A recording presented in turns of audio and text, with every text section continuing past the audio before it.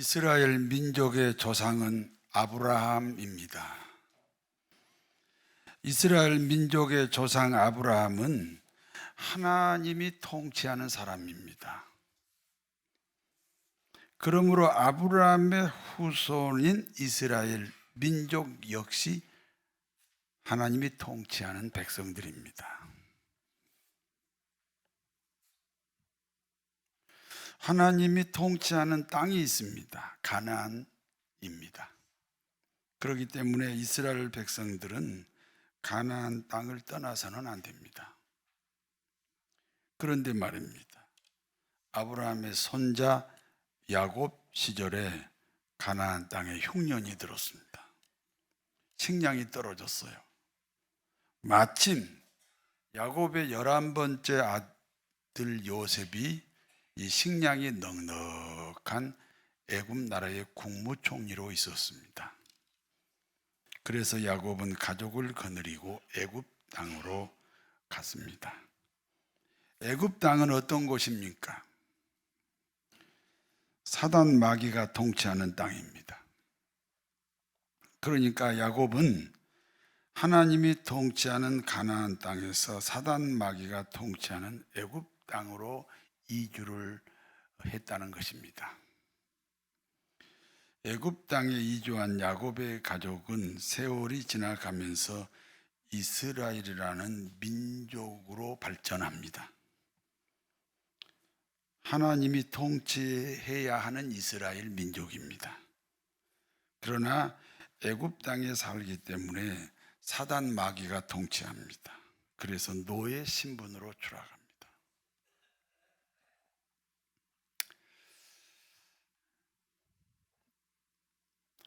이 아브라함 때면 한 BC 2000년 전이죠. 가나안 땅에 살아야 되는데 이제 손자 때 이집트 애굽으로 이주를 해가지고 거기서 아주 죽을 고생합니다. 그래서 다시 400년 후에 다시 가나안 땅에 들어와요. 그래가지고 남북이 갈라져요. 나라를 세웠는데 남북이 갈라져요. 그리고 처음에는 아수르가 이스라엘을 멸망시키죠. 그리고 또 그 아수르가 바벨론에게 멸망당해요. 그러니까 이제 바벨론의 속국이 되는 거예요. 그리고 페르시아가 또 이스라엘을 지배해요. 그리고 알렉산더가 지배하고 셀루커스라고 하는 왕조가 또 이스라엘을 지배하다가 드디어 로마가 이스라엘을 지배했죠. AD 70년에 나라가 없어졌어요.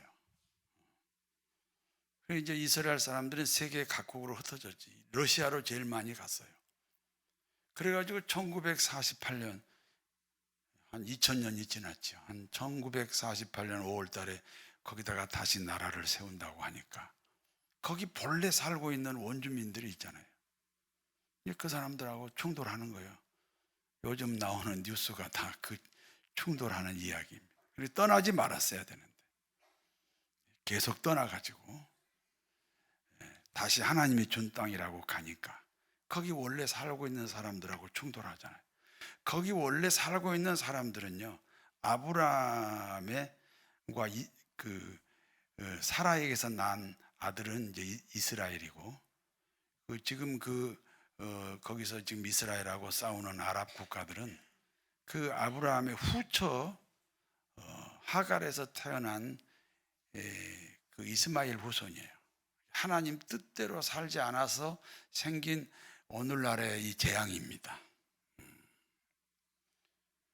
이스라엘은 가나안 땅에 살아야 돼요. 그러니까 우리 예수 믿는 사람은요, 가나안 땅이 교회예요, 교회. 내 교회를 지키는 거예요.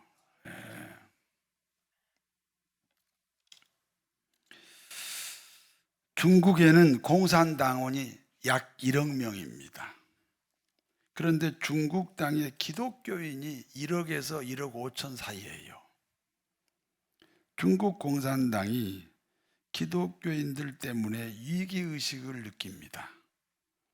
그래서 중국 공산당이 기독교를 핍박하기 시작합니다. 그와 같이 애굽 바로 왕은 이스라엘 민족이 번성하기 때문에 위기의식을 느끼는 거죠. 아니, 이스라엘 민족은 하나님이 통치하는 민족이잖아요. 자기들은 사단 마귀가 통치자가 달라요. 그 통치자가 다른 이스라엘이 번성하면 안 되지. 그 이기의식을 느끼는 거예요. 그래서 이스라엘 민족의 번성을 막기 위해서 중노동을 시킵니다. 새벽 3시에 출근하고 밤 12시에 퇴근합니다. 그래도 여전히 번성합니다. 그래도 여전히 번성하는 이유가 있습니다. 하나님 백성이기 때문입니다. 여러분도 하나님 백성이잖아요. 그러므로 애굽 바로 왕이 특단의 조치를 취하게 됩니다.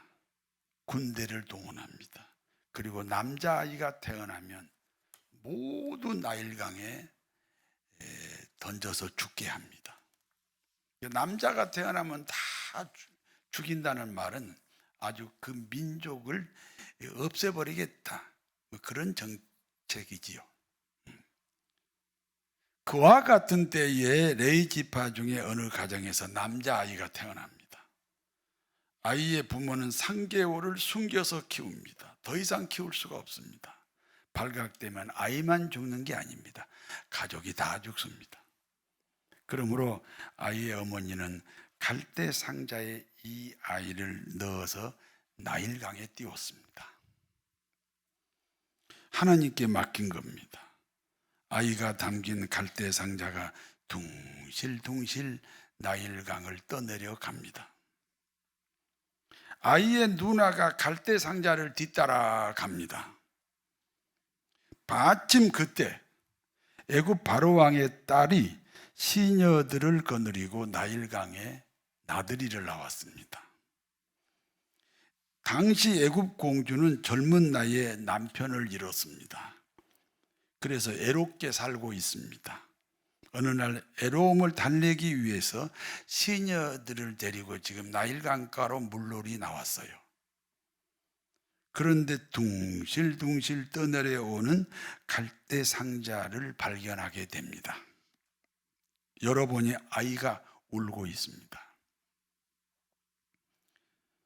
울고 있는 아이가 두른 보자기는 이스라엘 노예들의 보자기입니다. 공주에게 불쌍한 마음이 생겼습니다. 그래서 이렇게 생각합니다. 이 아이가 다른 사람에게 발견되었으면 반드시 죽는다. 이스라엘 아이이기 때문에 반드시 죽는다. 그러므로 내가 이 아이를 살려야겠다. 그러므로 내가 이 아이의 어머니가 되어야겠다. 그러므로 이 아이를 양자로 삼았습니다. 그래서 물에서 건졌다라는 뜻으로 이름을 모세라고 지었습니다. 바로 그때입니다. 갈대 상자를 뒤따라오던 모세의 누나가 공주에게 이렇게 말합니다. 공주님, 이 아이를 키우려면 유모가 필요합니다. 제가 건강하고 젖이 잘 나오는 여인을 유모로 소개하겠습니다. 그래서 애굽 바로 왕의 공주는 자신의 양아들 모세를 유모에게 맡기게 됩니다. 모세를 키우게 된 유모는 누굽니까? 모세의 생모입니다. 모세는 생모가 키우다가 젖될 때쯤 되어서 애굽 궁전으로 들어갔습니다. 모세는 공주의 아들이므로 왕자 신분입니다. 당시 애굽은 왕의 큰아들만 왕위 계승권자가 아닙니다. 왕족 중에 유력한 사람이 왕위를 물려받을 수 있습니다. 그와 같은 전통에 따라 모세 역시 왕위 계승권자 중에 한 사람이 되었습니다. 그러므로 모세는 왕도 교육을 받습니다. 왕도 교육은 동서양을 막론하고 당시 최고의 석학들이 가르치는 교육 제도입니다. 왕의 자질을 길러내는 교육이에요. 일종의 인문학 교육입니다. 사람 교육입니다. 리더십 교육입니다. 모세 나이 40세가 되었습니다. 어느 날 자신의 신분에 대한 비밀을 알게 되었습니다.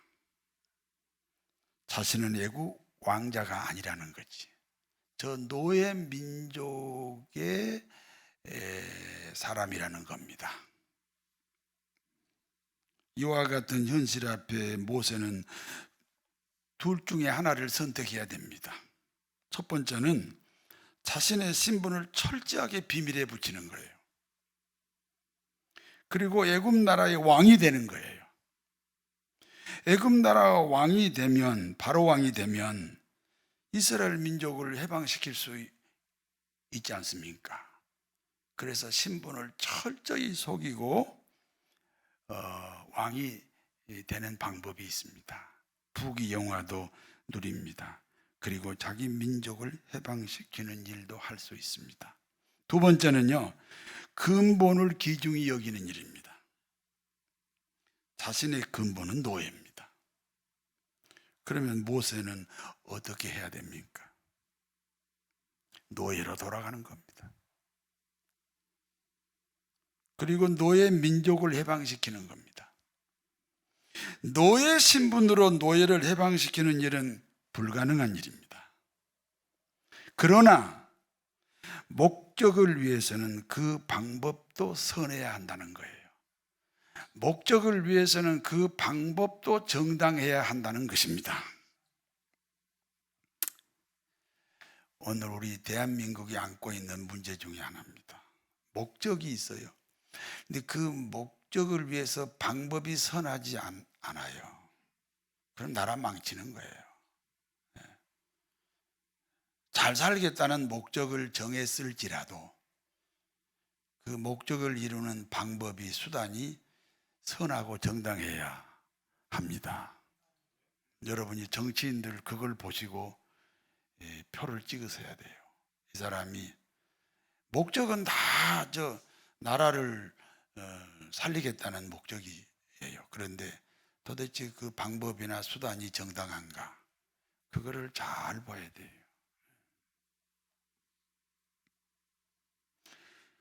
예수님은 우리를 구원하실 때 하나님의 신분으로 우리를 구원하지 않았어요. 죄인의 신분으로 오셔서 죄인을 구원하셨다는 거예요. 그러므로 모세는 두 번째를 선택합니다. 근본을 귀중히 여기는 결단입니다. 내가 노예 신분이면 노예로 돌아가야지. 그리고 노예 민족을 구원하자. 그게 그게 모세의 결단입니다. 모세가 스스로 노예 신분이 되어 노예 민족을 구원하겠다는 겁니다. 그런데 하나님이 길을 열어주지 않습니다. 한 번은 모세가 보니까 애굽 감독관이 이스라엘 사람을 학대합니다. 모세가 보니까 분통이 터지지요. 그래서 학대하는 애굽 사람을 쳤는데 그 애굽 사람이 죽어버렸습니다. 그래서 모래 무더기에 숨겼어요. 살인했다고 소문이 나면 안 되니까 모래 무더기에 그 애굽 감독관을 묻어버렸습니다. 다음 날입니다. 모세가 보니까 같은 이스라엘 사람끼리 싸우는 거예요. 같은 노예 신분이에요. 서로 돕지는 못할 망정 싸워서는 안 된다. 모세가 그렇게 충고를 합니다. 그때 싸우던 이스라엘 사람이 이렇게 말합니다. 어제는 애굽 감독관을 죽이더니 오늘은 나를 죽이려고 하느냐? 그게 이제 소문이 나가지고요. 모세의 신분이 들통이 나잖아요. 이와 같은 소문이 바로 왕의 귀에 들어갑니다. 바로왕은 평소 모세가 자신의 형제라고 생각했습니다.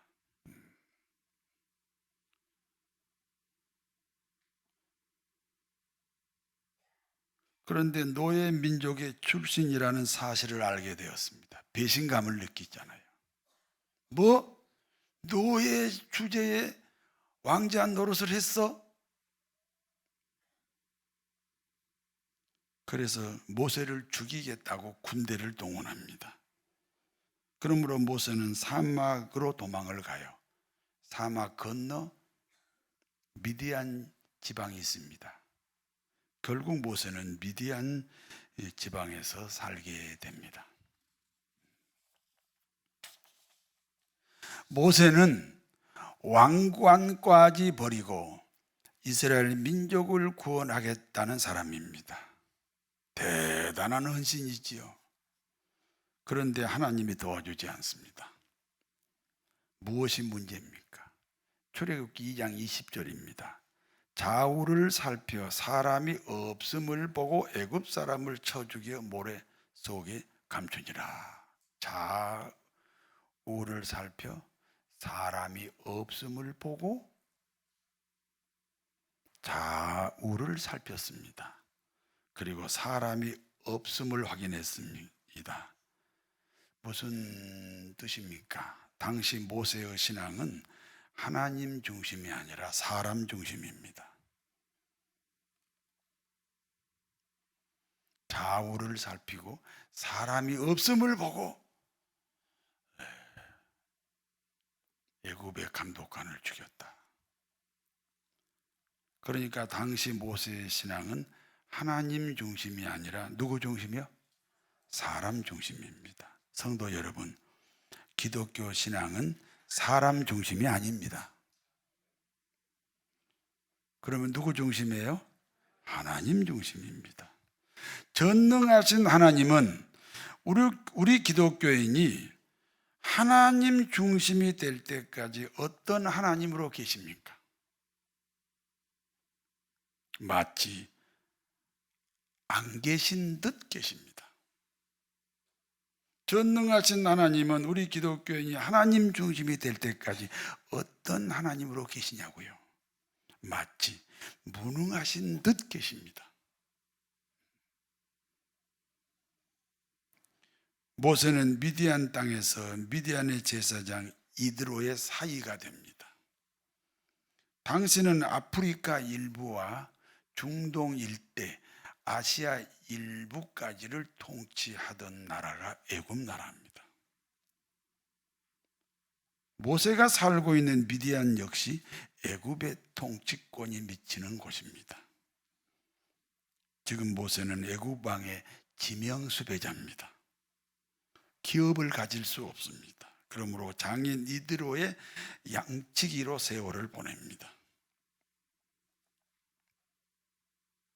40년의 세월이 지나갔습니다. 그러니까 이제 모세 나이 80세가 되었습니다. 태어나서 40세까지는 애굽 나라 왕자 신분으로 살았고요. 그리고 40세부터 80세까지는 시골뜨기 양치기로 살았습니다. 그러던 어느 날입니다. 그날도 여전히 양떼를 몰고 호렙산 기슭까지 갔습니다. 출애굽기 3장 1절에서부터 3절까지 같이 읽습니다. 모세가 그의 장인 미디안 제사장 이드로의 양떼를 치더니 그 떼를 광야 서쪽으로 인도하여 하나님의 산 호렙에 이르매 여호와의 사자가 떨기나무 가운데서부터 나오는 불꽃 안에서 그에게 나타나시니라. 그가 보니 떨기나무에 불이 붙었으나 사라지지 아니하는지라. 이에 모세가 이르되 내가 돌이켜 가서 이 큰 광경을 보리라. 떨기나무가 어찌하여 타지 않은 떨기나무에 불이 붙었어요. 떨기나무 아시죠? 가시나무, 떨기나무에 불이 붙었어요. 시간이 지나면 떨기나무는 타버리기 때문에 그 모습이 사라져야 합니다. 그런데 한나절이 지났는데도 계속 떨기나무가 타오르고 있습니다. 모세가 생각하니까 신기하고 이상합니다. 그래서 가까이 갔습니다. 그때 떨기나무 불꽃 가운데서 하나님의 음성이 들립니다. 출애굽기 3장 4절에서 5절을 같이 읽습니다. 여호와께서 그가 보려고 돌이켜 오는 것을 보신지라 하나님이 떨기나무 가운데서 그를 불러 이르시되 모세야 모세야 하시매 그가 이르되 내가 여기 있나이다. 하나님이 내가 선 곳은 거룩한 땅이니 내 발에서 신을 벗으라. 하나님이 모세의 이름을 부르십니다. 모세야 모세야. 모세가 대답합니다. 내가 여기 있나이다. 그때 하나님이 말씀합니다. 가까이 오지 마라. 내가 서 있는 곳은 거룩한 곳이다. 신발을 벗어라. 거룩한 땅이라는 것은 하나님이 계신 땅이다. 우리 성전에 누가 계세요? 그래서 이 성전이 거룩한 곳입니다. 신발을 벗으라는 것은 인생의 걸음을 너의 의지대로 걸어가지 마라. 한 걸음 한 걸음을 하나님의 인도를 받으라. 그런 말씀입니다. 그렇습니다. 우리 인생의 걸음걸음은 하나님이 인도합니다. 여러분 신발을 벗고 신앙생활 하셔야 됩니다. 구두 벗으라는 얘기가 아니에요. 하나님이 계속 말씀합니다. 나는 내 조상의 하나님이다. 아브라함의 하나님, 이삭의 하나님, 야곱의 하나님이라는 겁니다. 무슨 뜻인지 아세요? 하나님이 어떤 분인지 스스로 결정하지 말라는 거예요. 하나님은 이런 분이야 라고 스스로 결정하지 말라는 거예요. 그러면 너지 하나님이 아니에요. 전능하신 하나님이 네 생각 안에 머물 뿐이 아니에요. 네 생각 밖에 계셔요. 하나님은 이런 분이야. 그렇게 스스로 결정하는 사람은요, 신앙생활을 계속 방황하게 돼요. 어느 교회에 정착을 못해요.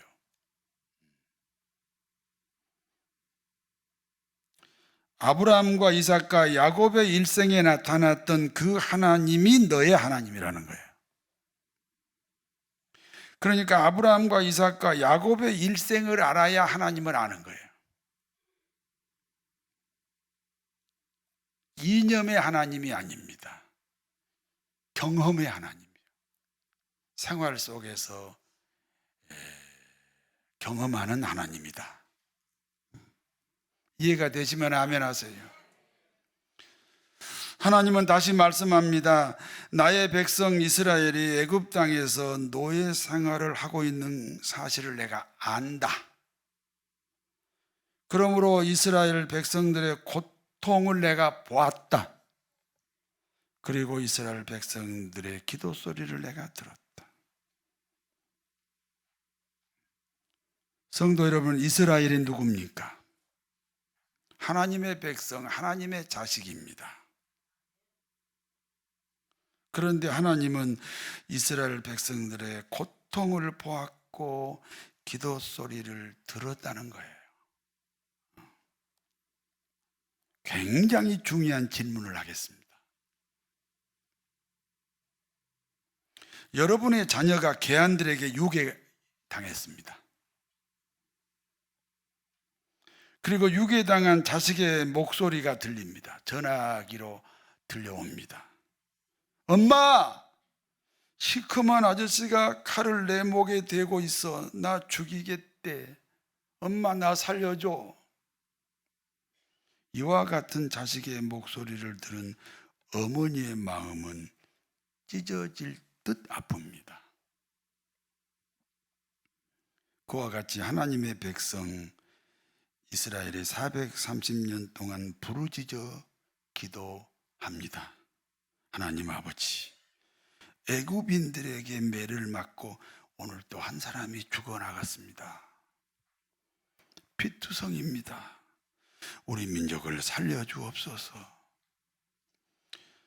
하나님은 이와 같은 자기 백성 이스라엘의 기도를 들으시면 어떠하실까요? 유괴당한 아들의 목소리를 들었던 어머니처럼 가슴이 찢어질 듯 아플 겁니다. 그런데 하나님은 마치 듣지 않으신 듯 430년을 침묵하셨습니다. 이유가 뭡니까?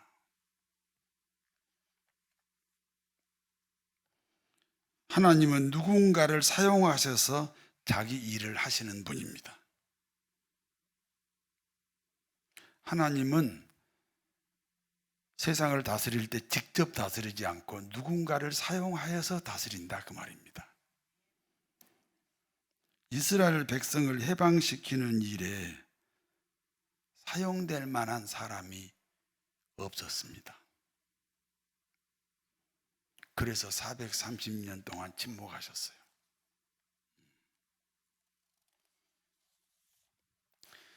어느 날 하나님은 이스라엘 백성을 해방시킬 수 있는 사람을 찾으셨습니다. 모세입니다. 태어난 지 3개월 만에 나일강에 띄웠습니다. 애굽 바로 왕의 공주의 아들이 되었습니다. 왕도 교육을 받았습니다.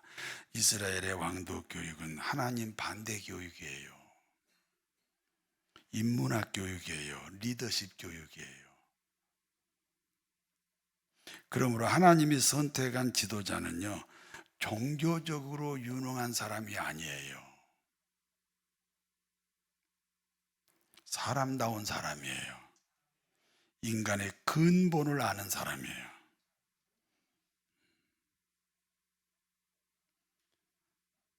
목적을 위해서 수단 방법을 정당하게 사용하는 사람이에요.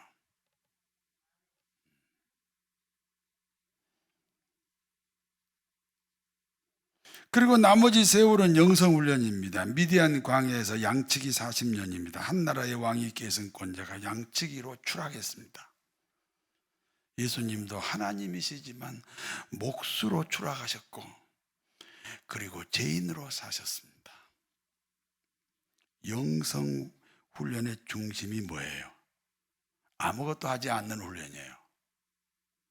하나님이 쓰셔야 하기 때문에, 하나님이 사용해야 하기 때문에 아무것도 하지 않는 훈련이 영성훈련이에요.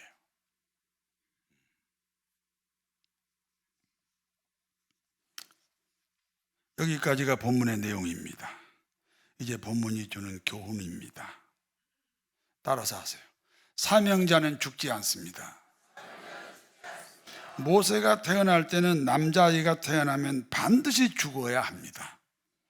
그러므로 모세도 죽은 목숨입니다. 그런데 죽지 않았습니다. 오히려 바로왕의 보호를 받고 성장합니다. 태어나면 반드시 죽이라는 바로왕이 군대를 동원하여 지켜줍니다. 태어나면 반드시 죽이라는 바로왕이 학자들을 동원하여 교육을 시킵니다. 태어나면 반드시 죽이라는 바로왕의 궁전에서 살게 됩니다. 태어나면 반드시 죽이라는 바로왕의 왕위 계승권자로 살고 있습니다.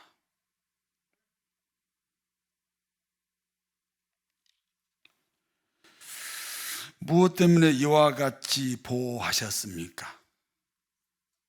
사명자이기 때문입니다. 하나님이 쓰시기 위해 하나님이 바로왕을 통해 모세를 지키고 보호하셨다는 사실을 기억하셔야 됩니다.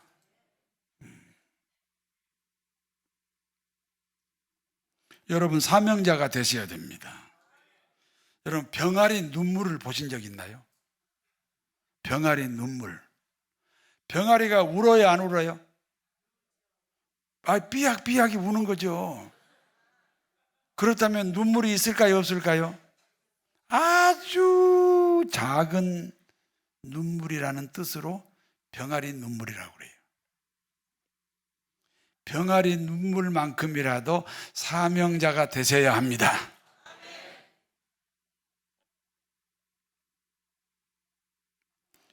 하나님은 전능하신 방법으로 사명자를 지키고 보호하십니다. 그러면 사명자는 하나님이 언제 부르십니까? 사람은 시력이 좋아서 무엇을 보는 것이 아닙니다. 옆에 사람이 보여요? 시력이 좋아서 보이는 게 아니에요. 그 사람 안에 있는 것만 볼 수 있어요. 자, 예를 들어 보겠습니다. 어떤 어머니가 딸을 낳자마자 헤어지게 됐습니다. 그리고 20년의 세월이 흘렀습니다. 어머니는 딸을 그리워합니다. 딸도 어머니를 보고 싶어 합니다. 드디어 어느 날 금포교회에서 그 어머니와 그 딸이 만났습니다. 반갑습니까? 반갑지 않습니까? 네? 반갑지 않습니다. 왜냐하면 서로 알아보지 못합니다. 무슨 뜻이에요? 어머니 안에 딸이 없고 딸 속에 어머니가 없어요. 그래서 옆에 어머니가 있고 딸이 있지만 서로 보지를 못해요. 그래서 반갑지 않아요. 시력이 좋다고 보는 게 아니고 내 안에 있는 것만 볼 수 있어요. 이해가 되세요? 그와 같이 오늘 모세가 호렙산 기슭에서 떨기나무를 보았습니다. 그러면 모세 안에 떨기나무가 있다는 거죠. 나무에는 네 종류가 있습니다. 관상수가 있습니다. 아름다움으로 사람을 즐겁게 합니다. 과목이 있습니다. 열매로 사람을 기쁘게 합니다. 제목이 있습니다. 집을 지어서 사람들을 행복하게 합니다. 떨기나무가 있습니다. 땅만 차지하고 남을 찌르기나 하는 아무 쓸데없는 나무예요. 떨기나무. 아무 쓸데없는 나무예요. 모세는 자신을 떨기나무로 보았습니다.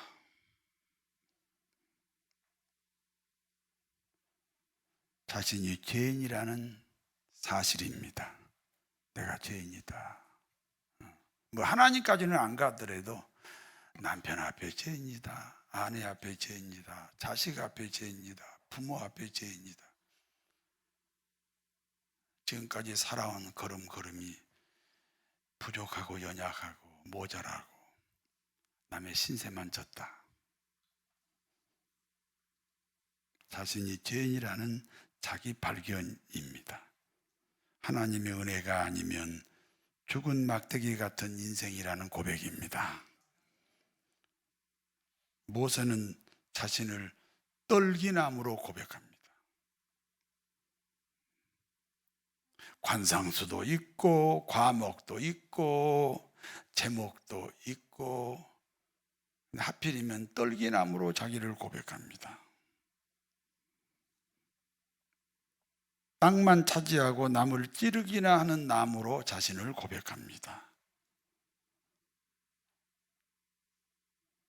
모세는 자신을 떨기나무로 고백합니다. 바로 그때 모세 안에 있는 떨기나무에 성령의 불이 붙었습니다.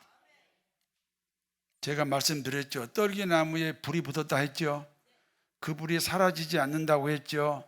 그 떨기나무가 모세 안에 있고 그때 그 떨기나무를 태우던 불이 모세 안에 있습니다. 성령의 불입니다. 성령의 불길 성령불이야. 성령의 불길 성령불이야. 온 천하 세계 만방에 퍼지자 성령의 불길. 하나님이 부르시는 시간이에요. 자신을 떨기나무로 고백할 때, 그리고 그 안에 성령의 불이 활발 타오를 때 하나님이 부르시는 시간입니다. 여러분의 시간이 되시기를 바랍니다. 사명자가 되셔야 합니다. 하나님의 절대 보호가 있습니다. 하나님이 부르시는 때가 되어야 합니다. 자신을 떨기나무로 고백합니다. 그러면 성령의 불이 그 사람 심령 안에서 타오르게 됩니다. 그러면 하나님이 부르시는 시간입니다. 하나님이 모세를 사용하심으로 홍해가 갈라졌습니다. 반석에서 물이 나왔습니다. 구름 기둥 불 기둥으로 지켜주셨습니다. 아침에는 만나가 내려왔습니다. 초자연적인 삶을 살았습니다. 하나님이 모세를 사용하심으로 이스라엘 민족이 해방이 되었습니다. 이와 같이 사명자로 살아야 합니다. 그러므로 자신을 떨기나무로 고백하여 성령의 사람들이 되시기를 진심으로 축원합니다. 전능하신 하나님, 떨기나무에 성령의 불이 타오르고 있습니다. 이와 같은 간증을 통해 우리 모두는 사명자로 살게 하옵소서. 예수님의 이름으로 기도하옵나이다.